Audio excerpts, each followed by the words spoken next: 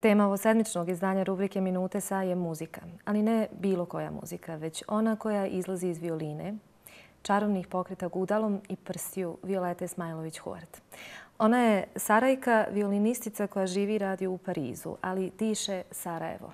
Tolika ljubav za Sarajevom je ta koja je pokreće da se vraća iznova i iznova.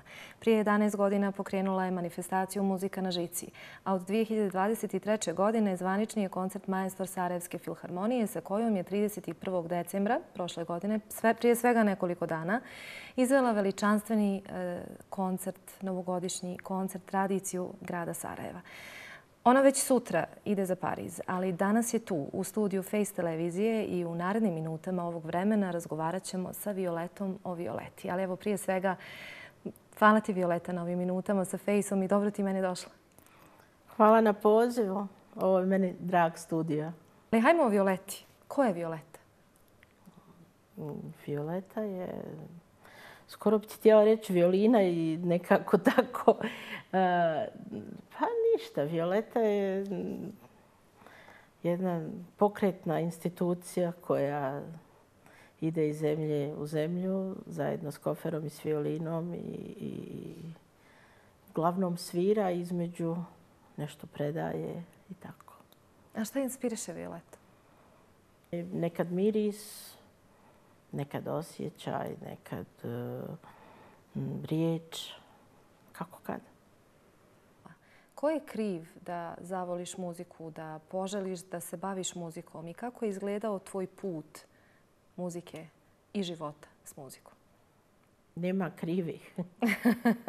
Ja sam svakako odrasla u muzičkoj familiji, znači u stanu u kom smo mi živjeli. Otac je jako često komponovao noću, otac Avdo Smajlović, a moje 3 sestre i brat Vedran su svirali danju, tako da mislim, količina sati provedena uz muziku je bila ogromna. Noć i dan, praktično. Možda nekih između 18 i 20 sati dnevno se tu čula muzika. Tako da ja sam u najranijem djetinjstvu odrasla, znači prije svog rođenja i nakon svog rođenja. Slušala sam Mozarta, Baha, Beethovena i očevu muziku između ostalog, što je u svakom slučaju napravilo da je to dio mog svijeta i dio mog života i tu više skoro pa nije bilo izbora. Navodno su u familiji nisu baš pretjerano bili sretni mojom idejom da sviram violinu odmah. Zašto? Pa zato što je već puno muzičara. Mislim, sam djelovala kao neko inteligentno dijete. To trebao možda neki doktor. Toliko se ja sjećam nešto u djetinjstvu kao ono, pa ne, mala si ti još, pa ne. U svakom slučaju desila se violina prije ili kasnije. Odnosno prije. S 3 godine sam. I kako je izgledalo tvoje dalje odrastanje s violinom, školovanje? Otkud ti u Parizu? Kako je izgledao taj put? Brzo je išlo školovanje, zato što sam krenula u nižu muzičku školu sa 3,5 godine. To je nešto što recimo danas naša djeca nažalost ne mogu. I ja se sjećam i tad to baš nije bilo jednostavno. Dževa Čabanagić, koncertmajstor Sarajevske filharmonije, je čak napravio neku izmjenu u zakonu kako bi ja uspjela kao izuzetno nadarena ući službeno u nižu muzičku školu. Što je u stvari napravilo jednostavno da ja završim srednju muzičku školu u doba kada se osnovna škola završava. Ali je to za mene bilo dosta prirodno jer jednostavno su stvari bile takve. I završila sam u stvari osnovno i srednje obrazovanje. Sa 14 godina upisala akademiju i to je to. Bilo je zanimljivih situacija gdje sam išla recimo sa starijim i mlađim bratom u razred.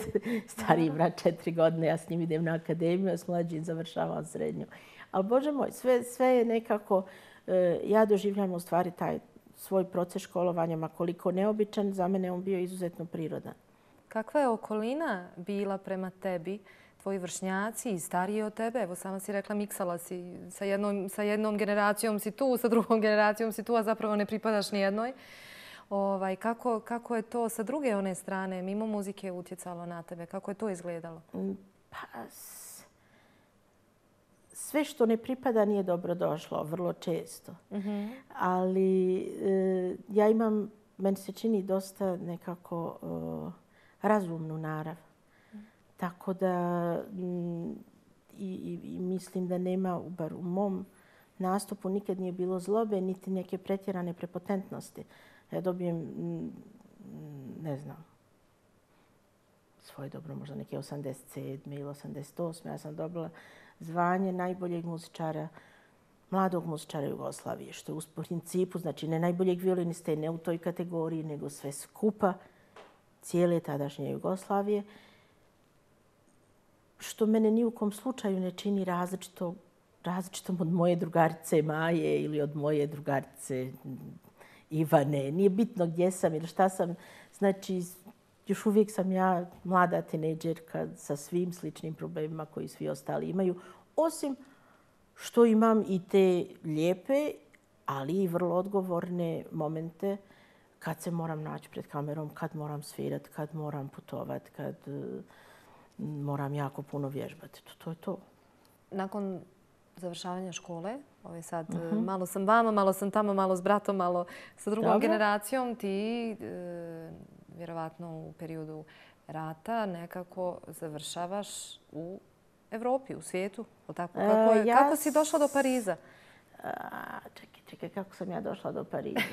Avionom, to je sigurno. Sticaj okolnosti je bio da sam imala koncert u Parizu, negdje u okolini Pariza, gdje su me pozvali jednostavno da odsviram koncert. Pritom su me zamolili da se da pošaljem dokument. Odnosno, oni su me prijavili na Nacionalni konzervatorij pariški, što meni baš i nije bilo previše drago, niti sam shvatala ikakav razlog za to. Pritom nekako sam ipak ostala na toj instituciji. Prije svega primljena sam na tu instituciju, što je nešto možda ili prva ili jedna od prvih iz bivše Jugoslavije koja je uopšte mogla tamo kročiti. I već kad sam se tu našla, onda sam nekako tu išla u školu, završila taj segment mog školovanja. Usput sam nešto učila i u Veneciji kod izvrsnog profesora Pavela Vernikova, na što je naravno počeo rat. Pa sam pritom izgubila znači i adresu u Sarajevu i mogućnost putovanja i tako dalje, na šta se, gdje se pojavila u stvari jedna američka obrazovna institucija koja je riješila bar neke segmente mojih problema i pozvali su me na školovanje dalje nakon završetka u Parizu, na školovanje u Americi, gdje sam ostala možda i 10 godina. Tako. Puno aviona u svakom slučaju. Puno vozova, puno aviona. Da.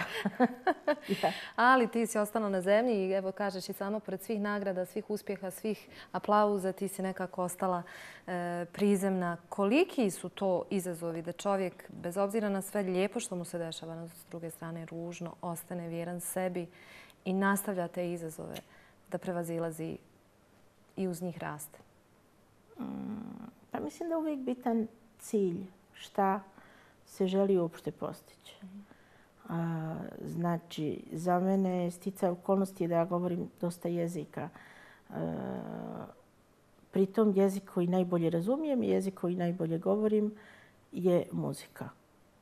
U tom slučaju moj cilj je da komuniciram na način koji mene najviše odgovara. Da bi se taj cilj postigao, nijedan izazov nije prevelik ni prekomplikovan, znači može se. Tako nekako, to bi mogao biti odgovor. A izazov zvani ljubomora.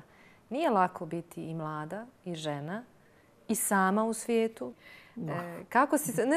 Kako si se nosila s tom ljubomorom? Jer u svijetu muzike ima jako puno ljubomore. Ljudi Mi mislimo da samo u Sarajevu i u Bosni ti ne praštaju uspjeh, ali u svijetu muzike je to malo specifičnije i umjetnosti generalno. Ljubomora je jedan segment koji je, mislim da on postoji vjerovatno u svakom haustoru. Mislim, možda kad se dođe do scene da to malo više vidljivo. Pritom, ja uvijek smatram da je znatno bolje onom na kog su ljubomorni nego onom koji je ljubomoran. Tako da i sve za ljude. U krajnjem slučaju sve za ljude. Ja tim se toliko niti ne bavim. Tu i tamo primijetim. Bude li mi drago. Mislim. Na svu sreću ja imam tu violinu. Mislim. Vraćamo se na violinu. Mislim, pusti svak svoje. Znači, ne obazirem se, ne mogu da ne primijetim. Ne mogu da ne primijetim. Ali kad primijetim, kažem, dobro, to ono isto opet. Tajna Violete Smajlović, kako? Kako stigneš sve? Kako izvanredno sve odsviraš? Stalno radiš, stalno si na probama. Znači, rekli smo, ako nisi na probama, onda si na časovima. Ako nisi na časovima i probama, onda si u vozu, avionu putuješ. A sviranje je nestvarno. Vjerujte mi, dragi gledalci, ova žena kad svira, to je magija. To je nevjerovatno. Svaki ton, svako sve, a ne zaista, svaki ton proživi sa svojim instrumentom. Kako stigneš? Koja je tajna? Ja kad bi znala tačno koja je tajna, ja bi napravila, ja bi to odmah podijelila. Ne znam. Pretpostavljam da je pitanje ljubavi prema tome što radim. Možda i prodornosti. Možda ima malo veće kapacitete radne. Možda ima i malo tog talenta nekog, nešto, pa se to nekako sve udruži.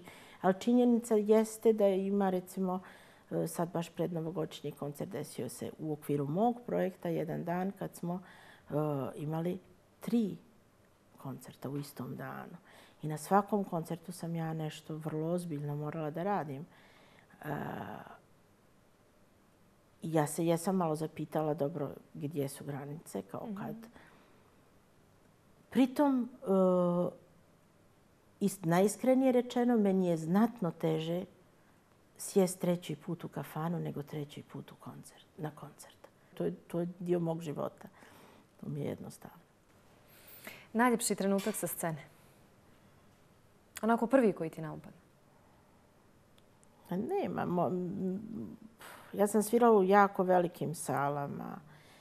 Međutim, možda jedan od ljepših momenata je kad čovjek osjeti da publika u potpunosti razumije to što sviram.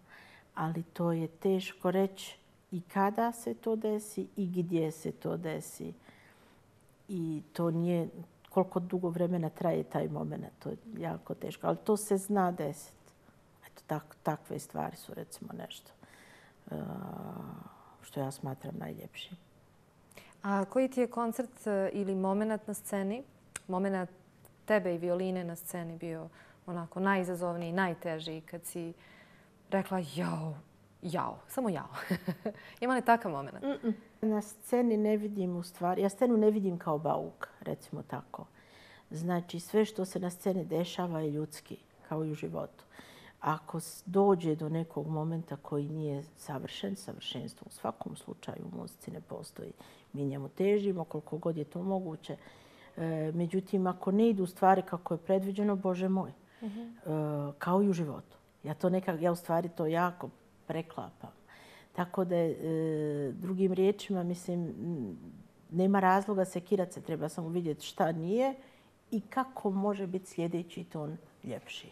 Recimo, ako jedan ton je bio lijep, to uopšte ne vidim kao nešto strašno, ajmo sad napraviti sljedeći ton lijepim. I nemam u stvari momenata za koje bi rekla jao, to je bilo nešto. Katastrofa. Bože moj, ako nešto nije, bit će sljedeći put.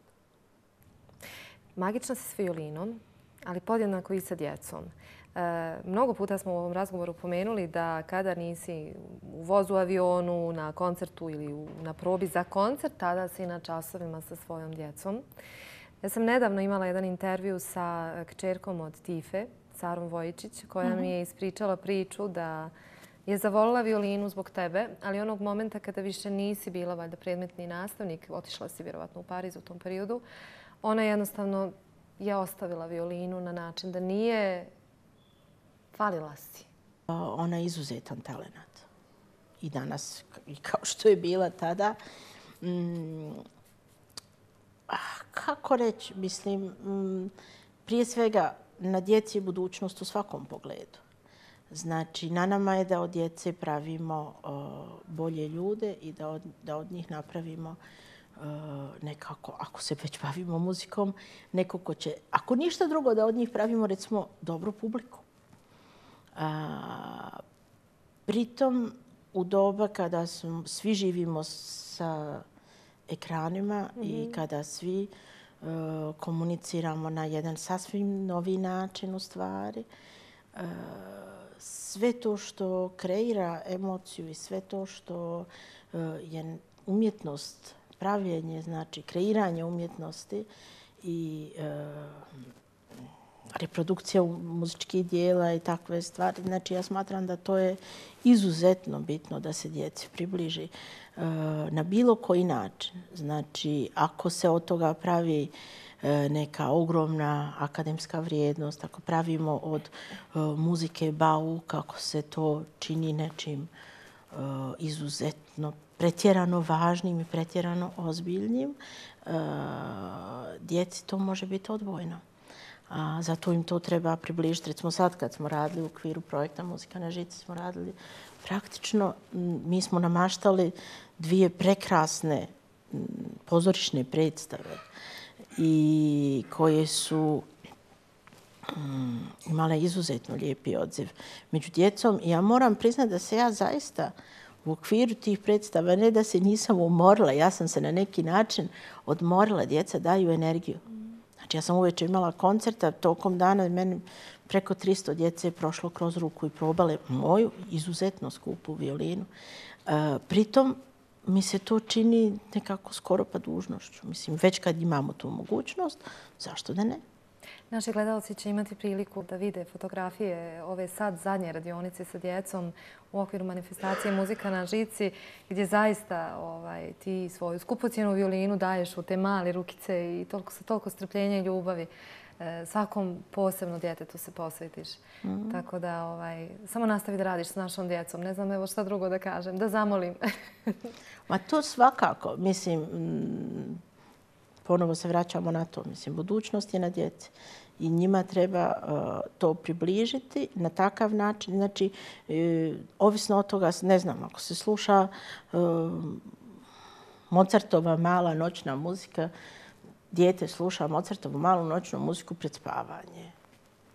I to postane ritual. Čuje to i kaže, aha, dobro, sad je vrijeme za spavanje. Recimo, moje dijete sasvim slučajno slušalo, jer sam ja svirala u stomaku još uvijek, jer sam ja svirala koncert, neku Mozartovu sonatu. On kad se rodio, tu Mozartovu sonatu kad čuje, on se u potpunosti smiri. To je njegov teren. Radi se o bebi od 10 dana možda. Znači ima memorija isto malo. Apsolutno. Znači, toj djeci naravno daleko od toga da bi ja rekla ne trebaju slušati Dubiozu kolektiv ili ne trebaju slušati Naravno, nek slušaju, prekrasno. Nek slušaju sve, od Beatlesa do bilo kakve druge muzike. Najmanji to problem. Samo nekim i ova muzika bude na neki način poznata. Recimo, jedna od tih radionica, imali smo 4 emocije na sceni Narodnog pozorišta i djeca su pogađala da li je to tužno ili je to veselo ili usput su učila o emocijama, o tome kako da razgraniče različita njihova vlastita stanja. I mogli su da vide kako mogu timpani da pokažu različitu emociju, a u principu čovjek bi rekao to je udaraljka. Da. A može pokazati kako zvuče tipani kad je ljutita atmosfera ili kad je neka znatno ljubaznija. I takve stvari. Tako da, mislim, ako se djeci na taj način prilagođava muzika i onda im se možda na kraju, pošto je to takav bio moment, pa smo im odsvirali Jingle Bells na kraju, znači, a slušali su klasične muzičare koji to, znači muzičare iz Filharmonije, onda nema ništa tako strašno i odbojno u tom da su to muzičari, to je nešto tamo, neki ozbiljni ljudi. Nismo mi baš tako strašno ozbiljni. Muzika na žici, ako se ne varam, 2011. godina manifestacija koju si u Sarajevu osnovala, pokrenula. O čemu je riječ? Pa, muzika na žici je ovako ukratko moj cijeli život. Ako sam ja počela svirati s 3 godine, danas mi je 53, evo, mogli bismo slaviti 50 godina mog života uz muziku na žici. Pritom taj manifestacija, na početku to bio internacionalni festival, ja sam je službeno organizovala 2011. godine. U stvari kao posljedicu mog angažmana na Muzičkoj akademiji ovdje. Ja sam shvatila u stvari 2 stvari kao profesor ovdje, mladi profesor. Tek sam stigla na Sarajevsku muzičku akademiju. Shvatila sam 2 stvari. Vrlo je jasno da vrlo malo tadašnjih, a i današnjih studenata Muzičke akademije će završiti sa internacionalnom karijerom svirajući najveće violinske koncerte u velikim dvoranama. Mislim, da se razumijemo, najveći današnji violinisti i muzičari vrlo često snime CD crossover. Jer između ostalog to će im donijeti i novca. Znači, jasno je da ne mogu biti samo zatvoreni u svijetu Čajkovskog, Mozarta i tako dalje. A traži se od njih izuzetno kompleksan solistički repertoar koji im u stvari na kraju neće trebati. Jer u Filharmoniji oni neće biti solisti. A većina onih, koliko njih stigne do Filharmonije uopšte, a većina će ih završiti kao nastavnici u nižoj školi ili u srednjoj školi eventualno.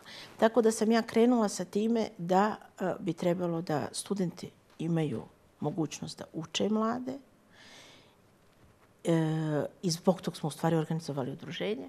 A onda smo isto tako rekli zašto ne bismo mi, ja recimo imam izuzetno zanimljive kolege internacionalne, zašto ne bismo ponudili tu i tamo neke koncerte, budući da u stvari u odnosu na moje doba odrastanja u Sarajevu, kada su bila ovdje 3 simfonijska orkestra, kada je postojala koncertna sezona, prava koncertna poslovnica koja je imala koncerte kamerne muzike svake sedmice. Budući da toga više nema, ja sam shvatila da zašto ne bi ja nešto doprinjela to što ja mogu. Ne mogu ja napraviti koncertnu sezonu. Tako je nastala muzika na žici. U stvari sa idejom da se pomogne formiranje sasvim mladih muzičkih naraštaja, znači od najmanje djece, i da se ponudi nekoliko koncerata. Tako da na početku se to zvao internacionalni festival, a onda je to u međuvremenu postao jedan nomadski projekt koji u stvari putuje kao i moja violina jednostavno sa mnom, pa gdje god ja mogu. Danas muzika na žici postoji, znači i u Parizu, postoji u Kanu, imamo izvrstan projekt zadnje sedmice avgusta svake godine pod punim pokroviteljstvom grada Kana. 5 koncerata, masterklasove, tako. Mislim, imamo neke masterklasove u Hrvatskoj, u Sloveniji. Eto, muzika na žici je jednostavno sve ono što ja radim. Ti si prvi moj gošća koji je dobio ovakav zadatak. Obično kažem, ajde molim te da jednom riječju opišeš Sarajevo. Ali evo ja te sad molim da opišeš jednom riječju Sarajevo i Pariz. Koje bi to riječi bile? Ajde da si igramo. Jednom riječi. Evo Sarajevo. I Pariz. Znači 2 riječi svakom. Mogu ja violinu uzeti?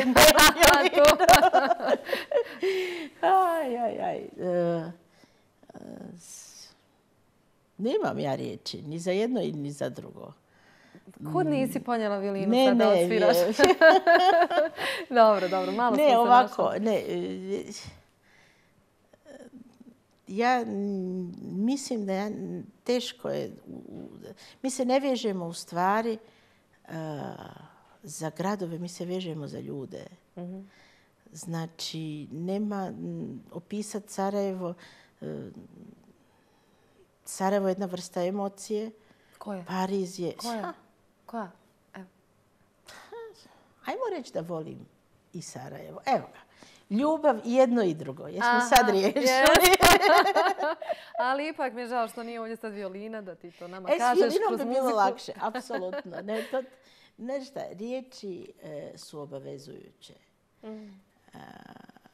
Tu je ljepota muzike ogromna zato što čovjek može svašta reći zvukom, a bez da se odredi riječju. Tako da nemam... Riječi su previše šture zato što ja osjećam, ako hoćeš, prema Sarajevu, pa čak i prema Parizu. Šta je nešto što voliš da tvoji studenti, učenici od tebe nauče i da nikad na tom putu muzike ne zaborave? Možda 2 stvari. Jedna bi bila da ne komplikujući pokušaju život prenijeti na instrument. Znači, neki najosnovniji principi geometrije, matematike, fizike funkcionišu kao i u našim životima. Funkcionišu u stvari na instrumentu. Znači, ukoliko pojednostavljujemo, samo ako se držimo recimo nekih osnovnih stvari tipa da violina treba biti paralelna sa podom, da gudalo mora biti paralelno sa konjićem, da zvuk mora biti lijep. Mislim, tu nema baš neke velike filozofije. Ukoliko ne pravimo od toga kvantnu fiziku, evo samo takve jednostavne rečenice, ukoliko ih upamte, to može napraviti ogromnu razliku u kvalitetu zvuka. To je jedna stvar.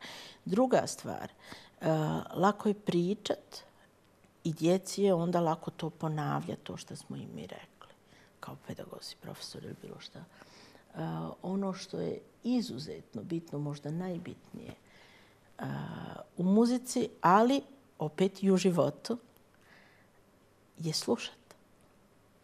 Znači, prvo saslušati tišinu, pa onda poslušat svaki taj zvuk.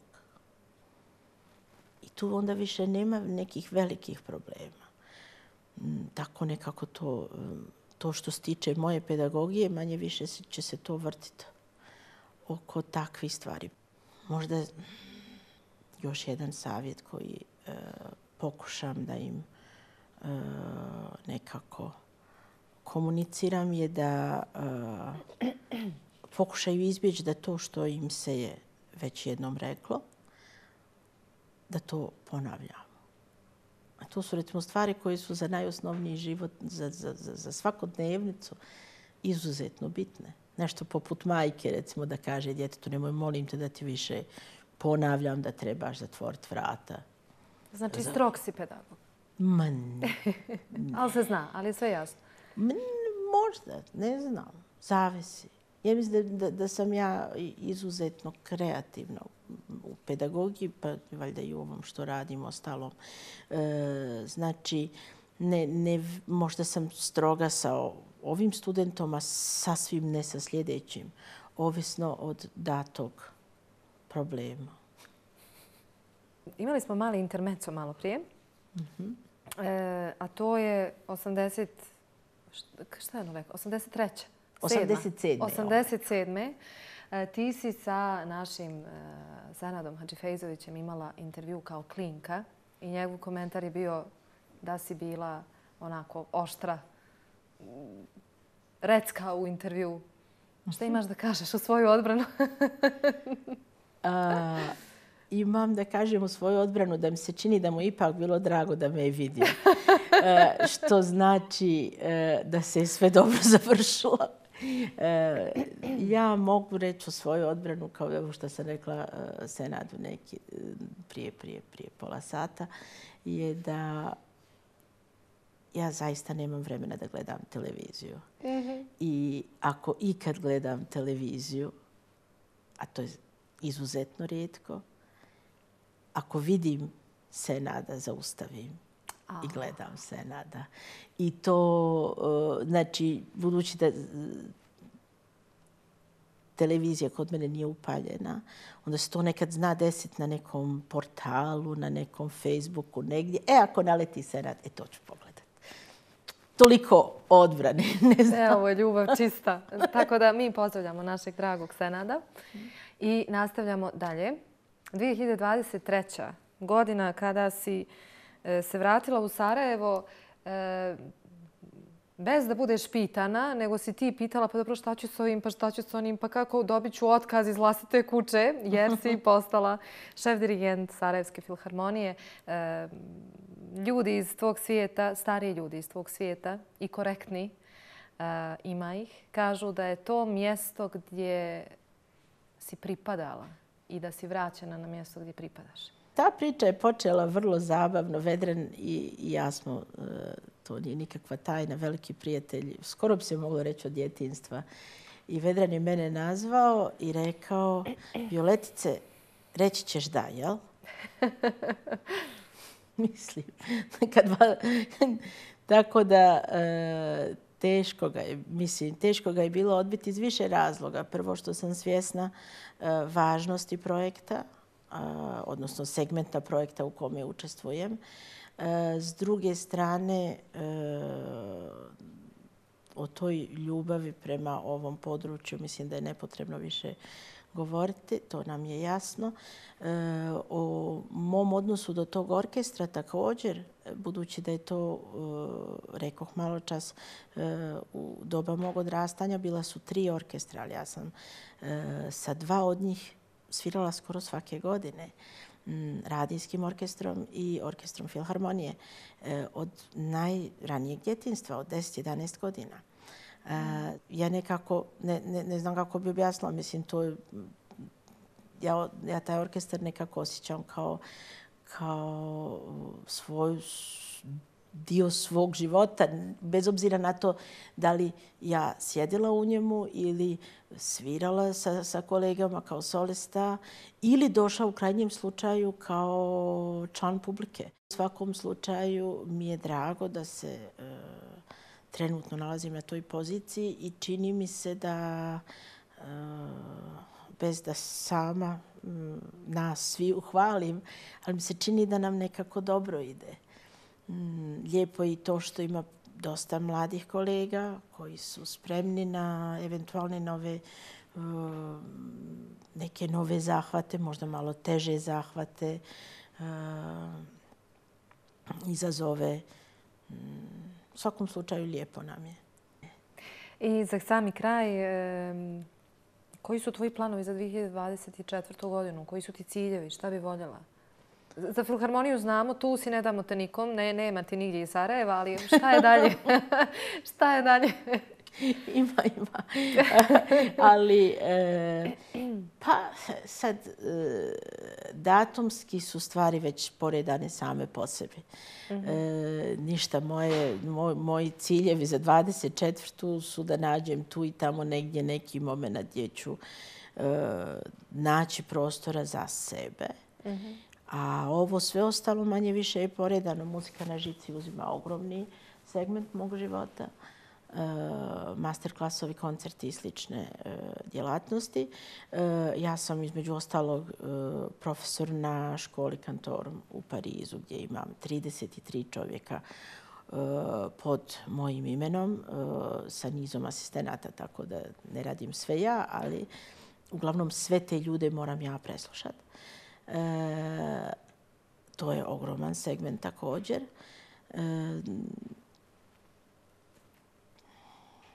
Vidjet ćemo. Mi ti želimo mnogo sreće u svemu onome što radiš I naredni koncert sa Filharmonijom, kada ono dođe? Februar već? Februar, ako se ja ne varam. Dođite, dragi gledalci, 16. februar čini mi se da je, da poslušate kako ova žena svira i vidjet ćete da nijednom kada sam rekla magija nisam pretjerala, nije ni tren romantično, zaista Violeta kad svira to je dimenzija više. I hvala ti puno na ovim minutama razgovora sa tobom i na svemu onome što si nas naučila. Kroz muziku o životu nas učiš. Hvala. Kao što sam i rekla, ovo su bile minute razgovora sa Violetom Smajlović-Huart, violinistkinjom, Sarajkom koja nas čini ponosnom gdje god da zasvira, na kojoj god sceni, a obišla je pa i najveće i najljepše scene širom svijeta. Vi svakako ostanite uz jutarnji program Face televizije i programsku šemu, a mi se vidimo uskoro u novom izdanju rubrike Minute za.